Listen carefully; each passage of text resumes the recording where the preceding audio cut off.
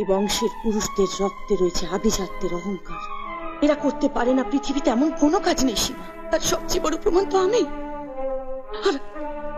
আর আমার এই বৈধব্যের বেশ।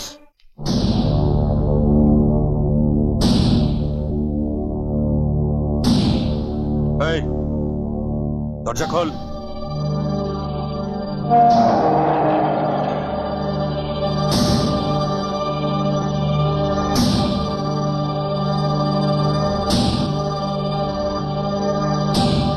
আজ আবার কি উদ্দেশ্যে আগমন? সীমার বাবা জমিদার দেবেন্দ্র নারায়ণ বাবুর সঙ্গে দেখা করতে এসেছি। তুমি তো খুব বড় খেলোয়াড় হে, সীমার মতো মালকে পটিয়ে ফেললে। কি বললি? মেয়েরা মাল, সীমা মাল? আরে হ্যাঁ, মাল মাল মাল, জবরদস্ত মাল, ডগ বগে মাল। চল না মালটাকে ভাগাভাগি করে খায়।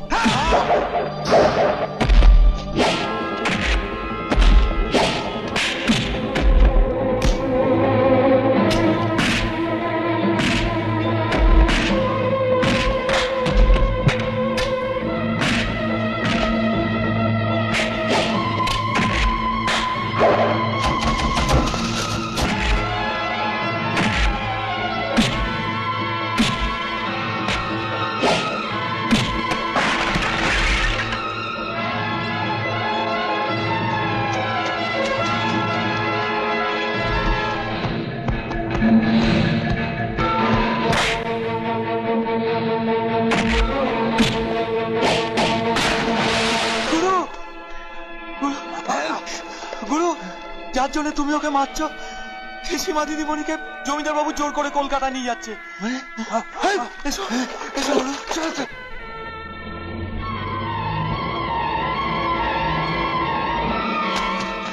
এই যে দারোয়ান ভাই, সীমা দিদিমণি কোথায়?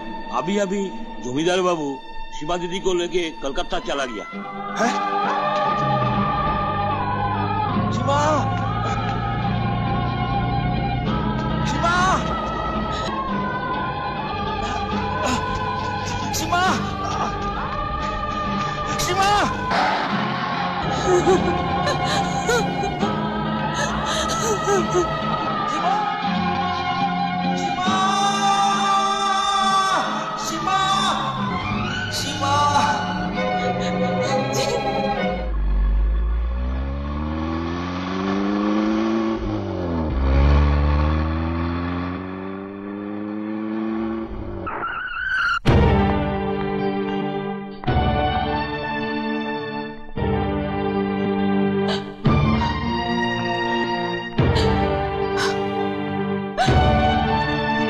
লাবণ্য, আজ থেকে ওর বাইরে যাওয়া কলেজ যাওয়া সব বন্ধ। কেন দাদা, ও কি করেছে? সেটা ওকেই জিজ্ঞেস করে রাখো।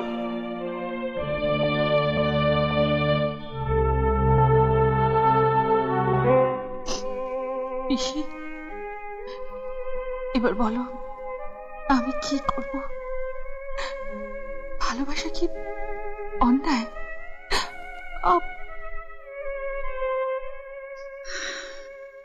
তোর সব কথা শুনলাম, বুঝলাম। শোন সীমা, ভালোবাসা সব মানুষের হৃদয়ে থাকে রে, সব মানুষের। এ হলো ঈশ্বরের দান। ব্যতিক্রম শুধু এই রায় রায়ন বংশ। এ বংশের পুরুষদের রক্তে রয়েছে আভিজাত্যের অহংকার। আর সেই আভিজাত্যকে বাঁচাবার জন্যে, অহংকারকে টিকিয়ে রাখার জন্যে এরা করতে পারে না পৃথিবীতে এমন কোনো কাজ নেই সীমা। এই দেখ না, আমার দিকে তাকিয়ে দেখ। তার সবচেয়ে বড় প্রমাণ তো আমি আর আমার এই বৈধব্যের বেশ।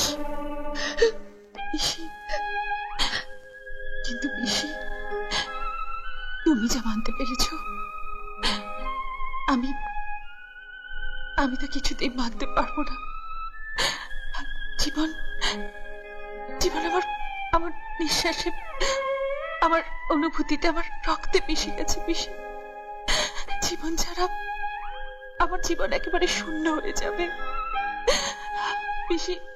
আমি জীবন ছাড়া বাঁচতে পারবো না পিসি, বাঁচতে পারবো না। শোন, আমার কথা শোন, আমার দিকে তাকা। ঠাকুরকে ডাক শিব, ঠাকুরকে ডাক। তিনি পারেন তোর ভালোবাসাকে রক্ষা করতে। ঠাকুরকে ডাক।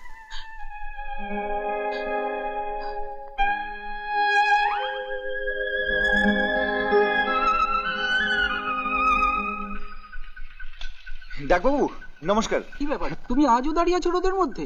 আমার নামে কোনো চিঠি এসেছে? আরে চিঠি এলে আমি তোমার বাড়িতে পৌঁছে দিয়ে আসতাম। চিঠিগুলো আবার ব্যাগ থেকে পড়ে যায় না তো? কি বললে? যত সব ফালতু কথা, ছাড়ো পাগল। না মানে এই যে ডাকবাবু। বলো হ্যাঁ চিঠি কত কিছু এলো? না রে কেষ্ট, আমার কি মন বলছে জানিস? আমার মন বলছে কি বলছো বলো বলো বলো। না মানে বলছিলাম কি, ওই শালা ডাক মাস্টার ও আবার চিঠিপত্রগুলো গ্যাপ করে দেয় না তো? পোস্ট অফিসের গন্ডগোল হয় নাকি? তুই আরে হয় হয়, আজকাল সবই হয়। কেষ্ট কেষ্ট ভাই আমার, তুই একটা কাজ কর না, তুই একটু পোস্ট অফিসে খবর নিয়ে আয়। জানা যা যা। তুমি মাঝে সবসময় পোস্ট অফিসের আরে ধ্যাৎ, তুই না আজকাল বড্ড মুখে মুখে তর্ক করিস। তোকে যা বলছি তাই কর। আরে পোস্ট অফিসে জিজ্ঞেস কর না আমার নামে চিঠি কেন আসছে না, জানা। তুমি বলছো গুরু, কেন আমার নামে চিঠি আসছে না জিজ্ঞেস কর। ঠিক আছে যাচ্ছি, যাও। আরে এদিকে যা। ধ্যাৎ।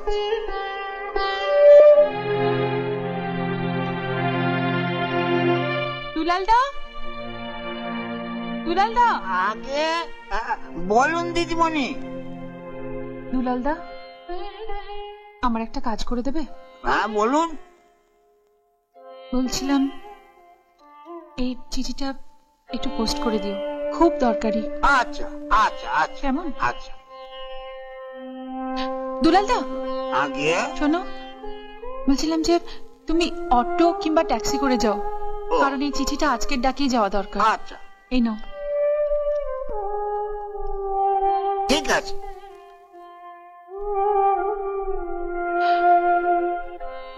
ও গড, চিঠিটা যেন কালকে ওরাতে পৌঁছে যায়।